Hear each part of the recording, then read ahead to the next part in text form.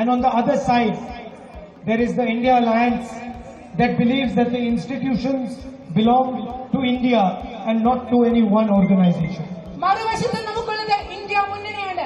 രാജ്യത്തെ ഭരണഘടനാ സ്ഥാപനങ്ങൾ ഒരു സ്ഥാപനത്തിനല്ല, മറിച്ച് ഈ രാജ്യത്തിന് മുഴുവൻ അവകാശപ്പെട്ടതാണെന്ന് വിശ്വസിക്കുന്ന India മുന്നണിയാണ് മറുഭാഗത്തുള്ളത്. These institutions are not the personal property of the Prime Minister. ഈ രാജ്യത്തെ ഭരണഘടനാ സ്ഥാപനങ്ങൾ പ്രധാനമന്ത്രി നരേന്ദ്രമോദിയുടെ സ്വകാര്യ സ്വത്തല്ല എന്ന് പറയാനാണ് ആഗ്രഹിക്കുന്നത്. They are the property of every single Indian citizen. ഈ രാജ്യത്തെ ഭരണഘടനാ സ്ഥാപനങ്ങൾ ഈ രാജ്യത്തെ ഓരോ ഇന്ത്യക്കാരുടെയും സ്വത്താണെന്ന് ഞങ്ങൾ ഉറക്കെ പറയുന്നു. Every now and then you hear some BJP MP saying that they will change the constitution.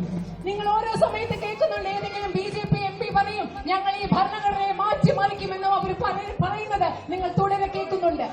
Let me make it very clear. The Congress party will not let the RSS change the constitution of India. ഞാനിത് വളരെ വ്യക്തമായി നിങ്ങൾ ഓരോരുത്തരോടും പറയാൻ ആഗ്രഹിക്കുന്നു. Indian national Congress എന്ന party ഇന്ത്യയിലെ RSSനെ ഒരിക്കൽ പോലും ഇന്ത്യൻ ഭരണഘടനയെ മാറ്റാൻ അനുവദിക്കില്ല. It is our duty as the Congress party to protect every single Indian, regardless of which community he is from, which state he is from, which religion he practices, where he lives, how he lives. This is our sacred duty of the Congress party.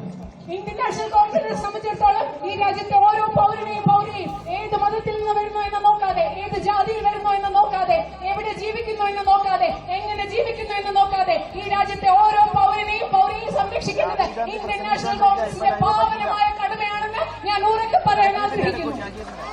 The Prime Minister does not understand our country. Indian പ്രധാനമന്ത്രി നരേന്ദ്രമോദിക്ക് ഒരിക്കലും India എന്ന രാജ്യത്തെ മനസ്സിലാക്കാനാകുന്നില്ല. He says, one nation, one leader, one language. അദ്ദേഹം പറയുന്നു ഒരു ദേശം, ഒരു നേതാവ്, ഒരു ഭാഷ. What does he mean, one language? എന്തുകൊണ്ടാണ് ഒരു ഭാഷ എന്ന് പറയുമ്പോൾ അദ്ദേഹം എന്താണ് ഉദ്ദേശിക്കുന്നത്? There are many languages in our country. നമ്മുടെ രാജ്യത്ത് വളരെയധികം ഭാഷകളുണ്ട്. How can you tell the Tamil people that they cannot speak Tamil?